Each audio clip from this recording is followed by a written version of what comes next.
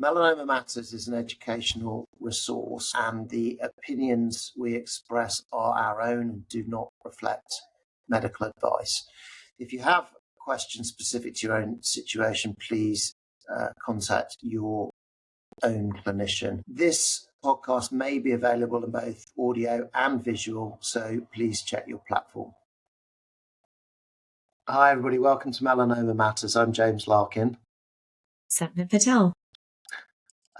Today, we're going to be thinking a little bit about the SITC, Society for Immunotherapy of Cancer, consensus definitions for resistance to immune checkpoint inhibitors. And actually, we're probably mainly going to focus on the paper from Journal of Immunotherapy of Cancer from 2023, where Harriet Kluger is the lead author, because I guess it's come up, hasn't it, a lot when we've been talking about interpreting original trials, this whole business about resistance and sensitivity. So we thought it was worthwhile spending a bit of time on that.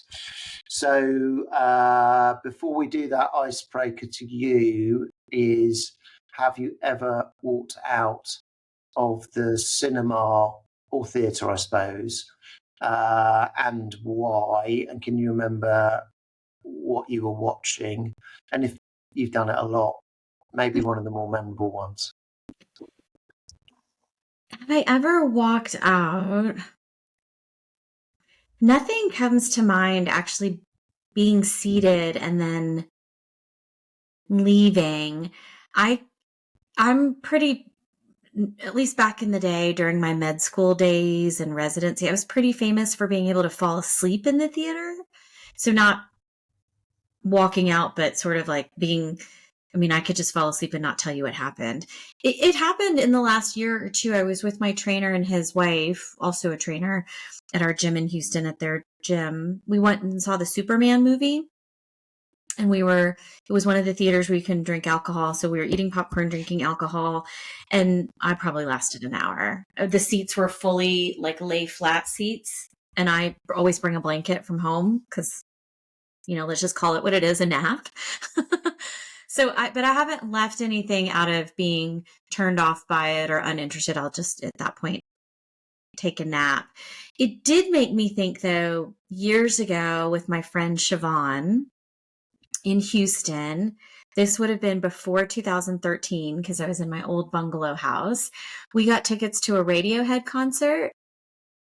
And so it's the opposite of your question. Have I ever walked out? It's being so late to something that it basically ended. She had just gotten a dog or was really heavily contemplating. So she wanted to come over, play with my Chewy. We were chatting about the dog, maybe about how does it work? How do you travel when going home? Blah, blah, blah. Hang on. So when you say my Chewy, that's not a euphemism. That's your dog, right? Just so we're clear. Yeah, that's my dog, Chewy. That's not a euphemism.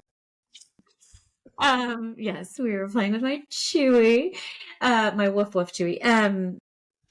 Anyway, so we got to talking. We were like, okay, concert starts at 8:30, so there'll be an opening act. Who's the opening act? Okay, they'll probably do 4 songs and then set change. Everything. Okay, we probably have 45 minutes to an hour, so let's get down there by 9:30, whatever. And so we take a Uber or whatever. We get downtown. We go to our seats, and there's some people in our seats. And so we said, oh, excuse me, I think you're in our seats. You're in our seats. And they literally said something like, you've missed the entire, what do you mean? Like, you can't possibly be showing up now for this. And we were kind of sort of like, mind your business. What's the big deal? We didn't want to see opening act, whatever. And then we are there. We probably caught 2 songs and the concert was over. Radiohead. Do you know which songs they were? Well, Creep was the last one they did, but no, I don't remember the next to last one. There's another one that I like. Or maybe Carmel Police was the last one. Anyway, but it was pretty, like, the concert ended and we thought like, oh, is this just a set change? And then everybody started clearing out and we thought, oh, we really did miss the whole call. We really timed it very badly. Yeah. So we missed everything, but that's different from your question, which is. Yeah, so I don't think I've told you this before, related Radiohead story. So they're from Oxford, and okay. when I was in Oxford doing clinical, 93 to 96, and then afterwards, I was there. I did one house job in Oxford. My girlfriend at the time, who was a Rhodes Scholar actually from South Africa, used to have a job. Bosch. I remember that story. That's right. She used to have a job working in a Thai restaurant, which was Radiohead's favourite Thai restaurant, which is called the Chiang Mai Kitchen in Oxford, and it was great. And she used to get like takeouts and stuff like that from there as part of the. And so quite often I'd go in there to like meet her after she was finishing work or something like that, and then Radiohead. This is before they were that famous as well. They'd just be sitting there all dressed in black, having their meal at Chiang Mai Kitchen. So they're drunken noodles and their pad thai. Yeah, I don't know if they've ever commented on that. I mean, I'm not an obsessive fan, so they must have done that somewhere in an interview, and I hope I'm not breaking any confidences there. Right, okay, so... but have you walked out? Should we hear your walkout stories? Yeah, well, the only one I can clearly remember is 12 Years a Slave, and I don't know when that came out, maybe 10 years ago, something like that, 15 even, and Emma, my wife, and I were watching, I think we were in Liverpool, visiting family, Emma's family, with, I think, my brother-in-law and sister-in-law, and so the four of us there, evening showing. I guess we were tired, and kids were young probably, and so we probably wanted a relaxing evening in our defence. But we started watching 12 Years a Slave, and it just got to that horrible scene where, I don't know, probably the film's full of horrible scenes. I don't know, because we got to the first horrible scene, and we just looked at each other, and is this how we want to spend our evening? We walked out. And, all four of you guys, or just you and Emma? Just Emma and I. And then we went and got, some pasta and a bottle of red wine. And we had a nice evening. As intended. I'm sure it's an amazing film, but it was so traumatic. And it just didn't really feel like it was going to be the kind of evening we wanted to have. And we haven't tried to. I don't think we'd even try and watch it again, actually, because I'm not even sure I could get through that scene very easily. And I'm not criticising people that do and have. And maybe it's my duty to watch that as well. But it was horrible. It would be one where after it would potentially be hard to have words. Yeah. After watching something like that, you just have to sort of sit. Yeah. No, I'm not dismissing film or anything. It's just at least then we just couldn't face it. Side note: Michael Fassbender, one of my favorites. One of my Hall Pass favorites. Oh, maybe we could have him as a guest if we can think of something that is of wider interest. We did a full nudity film one time. Sorry. Can we make that somehow make that medical? Yeah. Why don't we let's put that on the sort of list of potential episodes. Okay. Anyway, so maybe just to chat about this paper. I suppose the background is it's important because, I mean, in my view, I've said this a million times before, it's probably the biggest challenge we now have in clinic in melanoma, which is resistance to checkpoint inhibitors. I guess I'm mainly thinking about cutaneous melanoma, obviously. So we see it all the time. You have the various different scenarios, I suppose. One is post-adjuvant. And then another one is metastatic, primary resistance, never any benefit from treatment. Secondary resistance, you get some benefit from treatment, and then the benefit from treatment wears off. So we all know what it is, everyone that's treating patients. Right. And I think the problem was that it wasn't really codified in a way that was useful, particularly for doing clinical trials and having definitions. I mean, the biology is heterogeneous in my view. We know that already. That's not really the issue here. I think the issue is about defining populations so that for clinical trials, in terms of trial entry, we have a sense of what those populations are. And also when defining output of trials, we can gauge what we think that means depending on the characteristics of the patients going in. And I haven't said this to you before, but my other thought was I immediately thought of platinum resistance and sensitivity in ovarian cancer. And I guess in the early days of platinum and ovarian cancer, a lot of time and effort. Actually, Martin did a lot of this. Martin Gore was defining all of this. And I think for ovarian cancer, I remember when I was training, this obviously was the main issue you were thinking about with patients. What's their platinum sensitivity, yeah, and then how do you think about subsequent lines of treatment and so on and so forth. So those are my background reflections, I guess. So as you said, there's primary resistance, there's secondary resistance, but there's a key part here, which is drug exposure required. So in order to be called secondary resistance, you need a few things. You need initial benefit to therapy. So that's a CR/PR, or stable disease lasting 6 months, right? The stable disease has to last more than 6 months, not necessarily the CR or PR, but the drug exposure has to be 6 months. So then what do we call somebody with drug exposure of 4 months who had a partial response but lost it? So they wouldn't fit this definition very easily, would they? So then, I mean, you were just talking about table 2, which summarizes it nicely. This is the Harriet Kluger lead author paper. And just to sort of, I suppose, bookend that, I'll comment on it. For primary resistance, it says a minimum of 2 cycles of treatment, and they're talking about combinations here, just to be clear, of both drugs, brackets 6 to 12 weeks, or actually parentheses, 6 to 12 weeks if we're being really picky. Do you know about that distinction? Say that one more time. Brackets versus parentheses. Please illuminate. Parentheses are curly, brackets are square. So yeah, it's a common mistake. That, look it up afterwards. Honestly, I'm not making that up. Yeah, because anyway. we would have said the opposite in the US. Parentheses are rounded, brackets are curly. Wow, curly brackets. That is an amazing discovery. But yeah, so in British English, that's the distinction, I believe. I think I'm right about that. Anyway, so primary resistance, you need to have had a minimum of 2 cycles of treatment, which generally will end up being 6 to 12 weeks. And then the best response to that is progressive disease or stable disease lasting less than 6 months, with the requirement for doing a confirmatory scan at least 4 weeks after PD if the patient is stable. So I suppose you're making the point that there's something in the middle. Yeah, I mean, as there always is. What happens if you have more than 2 cycles exposure or 2 doses exposure to ICI, but not 6 months worth of exposure? What are we calling that?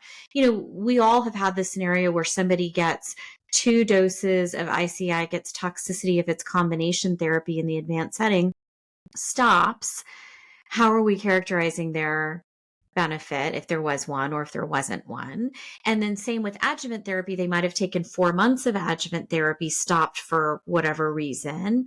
Are they primary resistant, or they don't meet the drug exposure to be secondary? And so like there is still a gray area despite this really good effort. And I guess my question really goes into how we're developing drugs in this PD-1 experienced setting. So now we have lots of small biotechs. We've talked on the podcast about many interesting signal in phase 1. Maybe you and I can banter back and forth about this. What do we think the bar is for primary resistance, response rate, or PFS? Yeah, I would go for response rate. I think I've said this before. I think PFS is by definition potentially more difficult to interpret, certainly in non-randomized trials, because you've got the natural history of the disease to take into account, which isn't controlled for. A response is a perturbation, to use that word maybe, in the natural history of the disease by definition, okay? Because you've got tumor that is shrinking, yes. hopefully because of your intervention. But that's another issue just to think about. So for me, primary resistance to checkpoint inhibition in melanoma, I would be happy probably with a response rate of at least 15 or 20%, I think, with median response duration, I think, of at least 6 months. So that would be my kind of bar, I think, for an interesting signal. I'm not saying it's right, but that's what I'm thinking. So, because we've done an episode on PD-1 resistance, I don't know if at this point we've published it, but potentially by the time we publish this episode, we will have published that, where we talked about the Dan Olson, the Inez Perez de Silva non-randomized data, and then the S1616 randomized SWOG data. At least for those, it's pretty consistent, and the S1616 was for primary resistant PD-1 patients. So as per the SITC definition, that would be at least 2 exposures to checkpoint, 2 consecutive exposures, and progressive disease or stable disease lasting 6 months. Okay. So the single agent response rate there is about 10%, and it's considered the null hypothesis for this. So kind of uninteresting just to get 10%. So I think your 15% bar is right.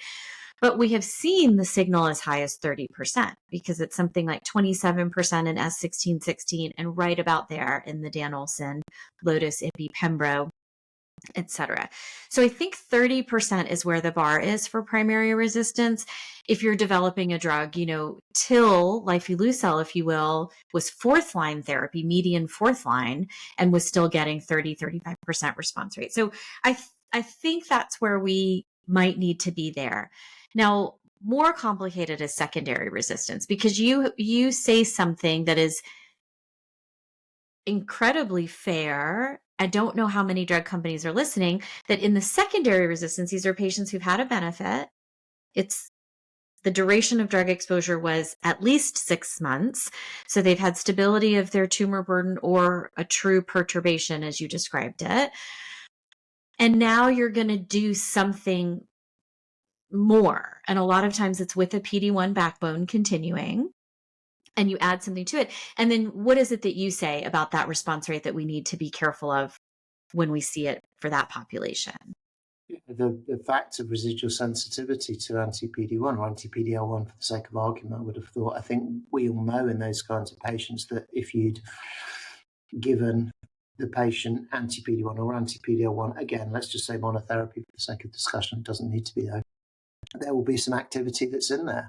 And so then how much is that activity? Well, difficult to know. And it will depend a lot on the patient characteristics, how long have they been off treatment? So in other words, if you've stopped the treatment after a period of time, some of those people are still going to have drug on board certainly at 3 months and maybe even to some extent at 6 months. So that's important. If you've got people who, let's say, definitely over a year since their last treatment, I think you can be confident there's probably not much drug on board. But then that doesn't mean there isn't some biological effect sensitivity, of the drug on board. So all I'm saying is that let's call these partially sensitive by my definition, if you want to call it that. I think a lot of those patients, you're going to be seeing a 10% or greater level of benefit based on response rate if you were to just give them monotherapy again with anti-PD-1 or anti-PD-L1. So then for that population, going on to their next line, they are potentially PD-1 still sensitive. I guess I have 2 things to say. We should really be careful about the gap from prior PD-1. So is that gap less than 3 months where there's still potentially drug on board, or is it greater than? Do we want these patients coming directly off of that therapy onto this whatever next line therapy is, or do we want a gap? And the second thing I would say is, do you then think, no right answer here, no wrong answer, do you then surmise that the ORR for a secondary resistant PD-1 patient should be higher, lower, or the same? Higher, definitely higher, I think, for the reasons that I've said already. But getting back to my comment about primary resistance as well, and I'm saying, 15, 20%, something like that. I think maybe I'm deliberately a bit conservative about that, because I'm sort of thinking, let's say you're doing a trial with a new modality of treatment, so it's not a checkpoint inhibitor backbone. For me, that level of signal is interesting. And what I'm saying in that primary resistance setting is that if you've got a signal that's looking like that, that is actually something I want to know more about. I would not throw that away with a new therapy in that situation, because we're talking about looking for signals here, aren't we? Agree that that's a signal. Something in the 15% response rate, primary resistance, is a signal post PD-1. Is it enough to get you regulatory approval and a phase 3? I don't know. No, I doubt. I think, that comment from me is about looking for a signal. But at the end of the day, not always, but it's likely you may have to do a randomized trial and then benchmark against something. That's another subject in its own right, what the control arm is and so on and so forth. And this is where I just want to put a word of caution, is that sometimes what we're seeing signals in this space that are in the 25-30%, but they haven't carefully curated or defined the population that entered. It's just a PD-1 experienced population.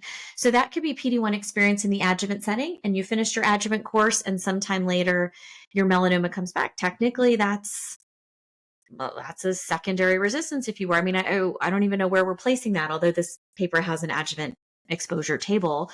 So that what is, PD-1 experience in the adjuvant setting is not the same thing as taking it and being primary or secondary resistant. So then whatever signal that, a company might be seeing in their phase 1 to then be very careful about going straight to a phase 3, do some phase 2, but clean up the population. Go looking for that signal in this population or this population or this. And, I, like you, would be happy to think this through with pharma as far as specimen samples and then looking for a signal. Which one of these do we think is actually happening? Are you reviving an old effect? Are you bringing in effector T cells where they weren't there before? So helping with a primary resistance issue, et cetera, et cetera. Anyway, yeah. So I was just going to say, I think that goes back yet again to the importance of doing randomized phase 2 trials. Correlative biology, I think, goes without saying. And then in terms of trial design, do you then need to do a separate phase 3, or can you use the randomized phase 2 as a starting point for a phase 3? I mean, that would be, to me, a smart way to do it, I think.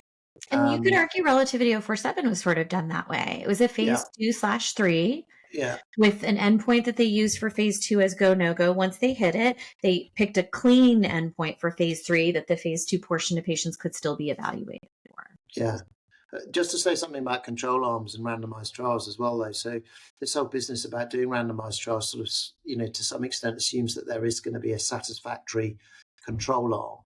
And they actually say this in the SITC paper. It's quite an important point. In other words, let's say you were to give single agent anti-PD-1, again, for the sake of discussion, what is the expectation of efficacy in the control arm? Because again, ethically, if you don't have any significant expectation of efficacy in the control arm, then there's a big question mark. And then to broaden that out, you could then talk about cytotoxic chemotherapy as a control arm.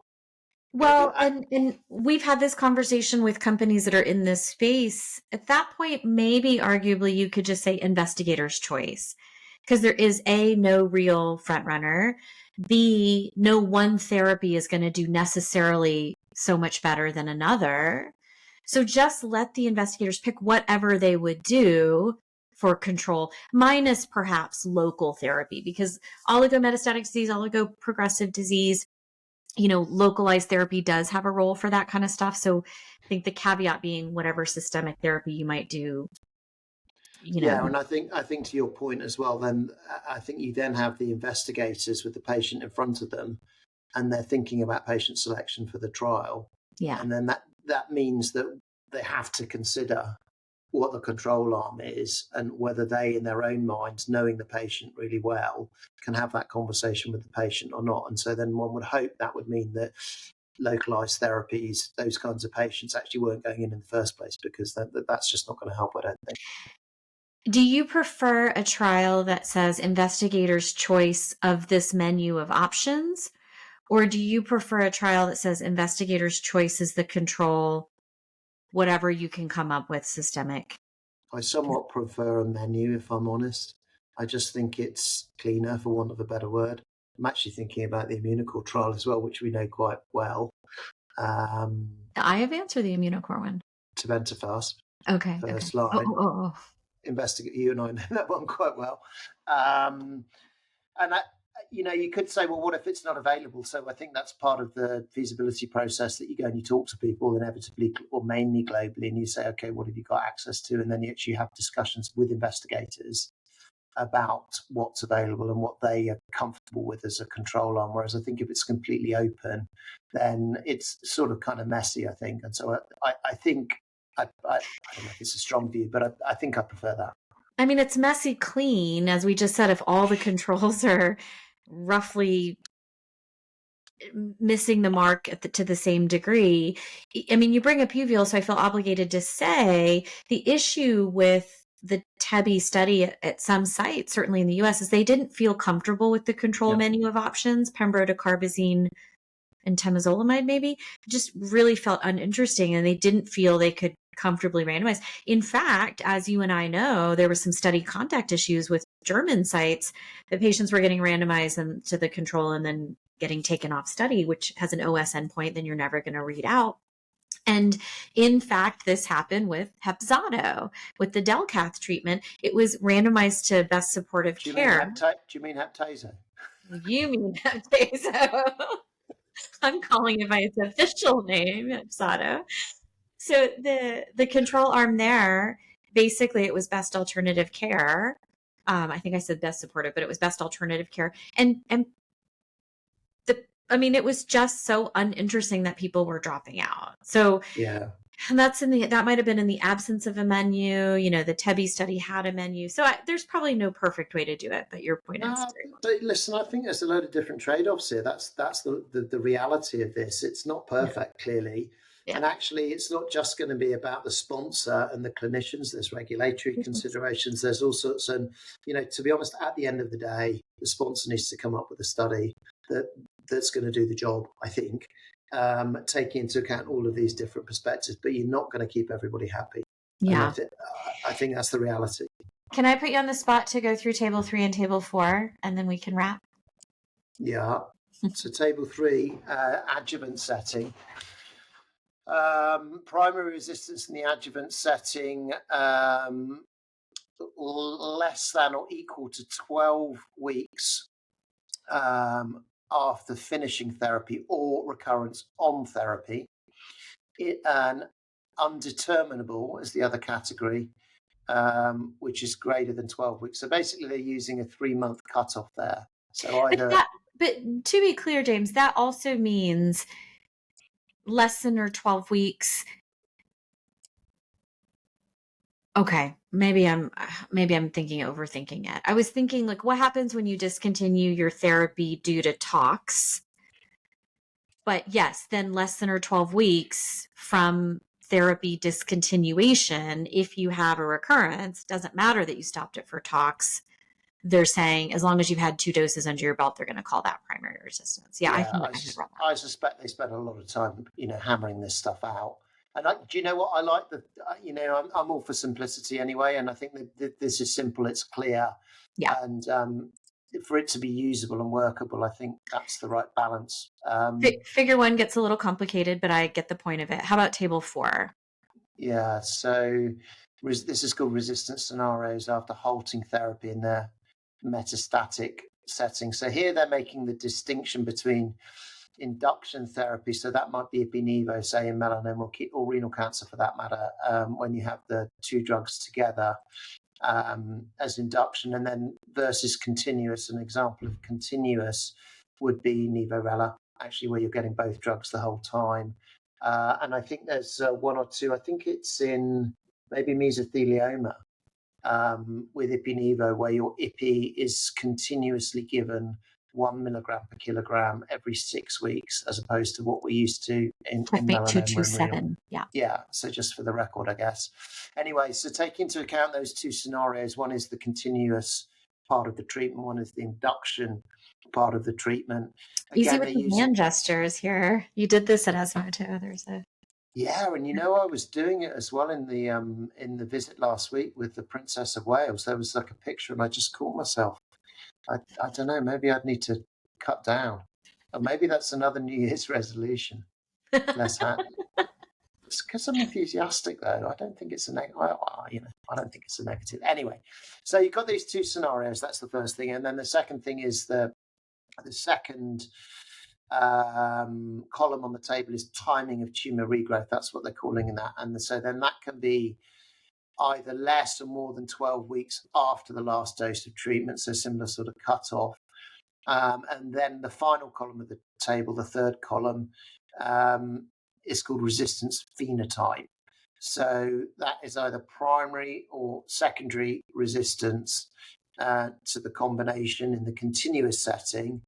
And then in the induction setting, it can be either primary resistance to the drug that was continued, and then the final one, which is greater than 12 weeks after the last dose in the induction setting, it says must be assessed based on re-challenge. So I think the point for that very final one is that in that situation, actually, there probably is going to be some potential sensitivity to rechallenge. And if you're thinking about ipi-nivo and melanoma now, we all know in practice, again, and we talked about this before, since the days of ipi-mono, can I say that these patients who get ipi-mono, they get some benefit, wears off. We're not doing this so much anymore, but we know that there's going to be some residual sensitivity there to ipi rechallenge.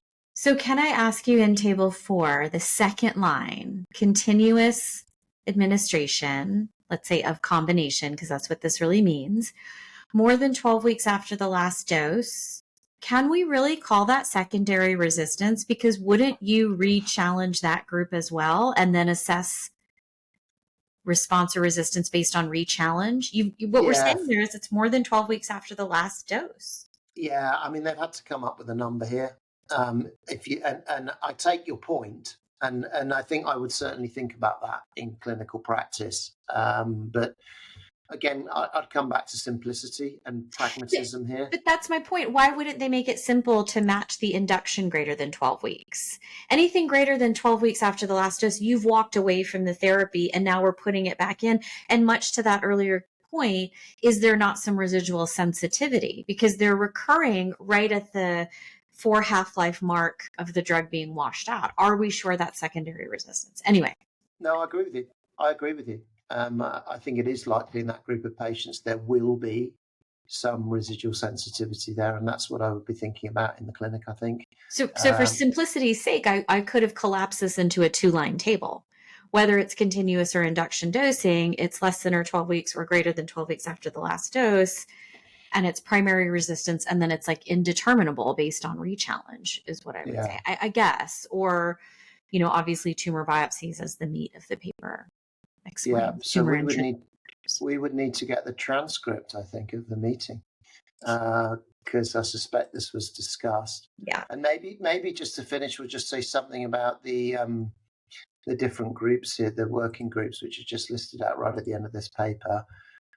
So Harriet Kluger chaired the checkpoint inhibitor combinations working group, and then there's another group for checkpoint inhibitors and chemo, chaired by Ryan Sullivan, and then finally checkpoint inhibitors. It's called tumor-targeted and anti-angiogenic therapy, and then Hussein Taubi was the chair of the last one, and the names are in there. So there's quite a lot of FDA people and quite a fair amount of people from industry as well as academics and clinicians. So anyway, what I think about this is it's great. I think it's important. It's never going to be perfect, but I think kudos to everybody involved actually establishing these definitions. We really needed them. Great framework for us to be able to lay our data on top of. So and make podcasts about. Yeah. All right. Thank you. Thanks. Thank you. Take care.